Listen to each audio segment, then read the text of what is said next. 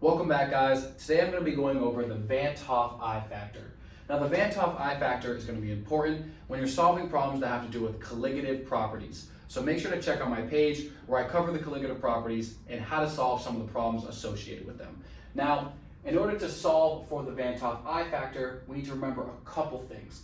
So if we're calculating the Vant Hoff I factor for NaCl, MgCl2, and CH4, we need to remember ionic compounds. Now, NaCl is an ionic compound, right? Meaning it is going to break up when it is dissolved into water. Let's picture that each one of these beakers has water in it, and we are going to dissolve these things into these separate beakers of water. Now, all we are trying to do with the I factor is see how many things that this is going to break up into. So if we dissolve NaCl into water, we know this is going to be Na plus and Cl minus. Now make sure to review that periodic table so you know your ionic compounds. We know metals on the way left of the table like sodium, lithium, potassium are going to join up with things on the way right side of the table like chlorine, fluorine, bromine, things like that to make those ionic bonds, those ionic compounds, right? So the Vant Hoff I factor is just simply calculating how many things that this thing is going to dissolve into when you put it into water and dissolve it, right? So simply the I factor for this is going to be 2, right? NaCl is going to break up into 2 things when you dissolve it into water, right? Let's look at MgCl2.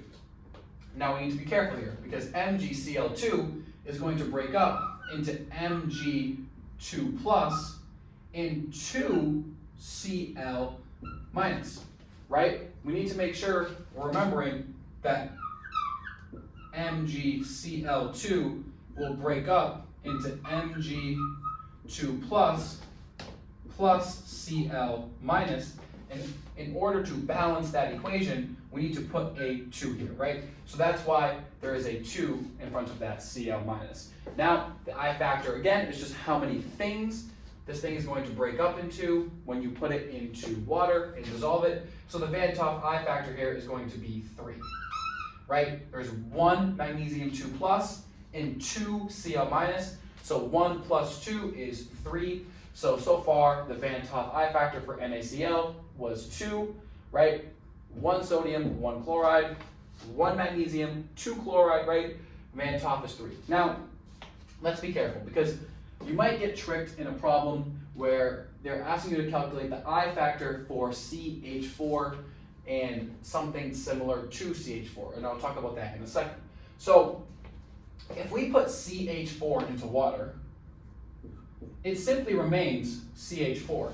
CH4 is not an ionic compound, right? CH4 is going to be held together by covalent bonds, and these covalent bonds are going to be the sharing of electrons, right? That is much different from these ionic compounds over here. So remember, things like sodium chloride and magnesium chloride are going to be ionic compounds. They are going to break up and dissolve in water, and we can calculate the Vant Hoff I factor by simply saying how many things they break up into. Now, something like CH4, that is not an ionic compound, so make sure to go back and review which things are ionic compounds, I should say, and things that are not ionic compounds, right? So CH4 is going to stay CH4 in water. It is not going to break up into multiple things. So what we can say is that the Vant Hoff I factor for CH4 and for anything that is non-ionic, meaning it is not going to break up into multiple things, we can say the Vant Hoff I factor for that is simply 1 because it is just going to be that thing in the water. So remember, the Vant Hoff I factor is going to help us out when we solve problems that have to do with the colligative properties, and we can simply calculate it by saying how many things an ionic compound breaks up into in water, and if it is not ionic, it is not going to break up. The Vant Hoff will be 1.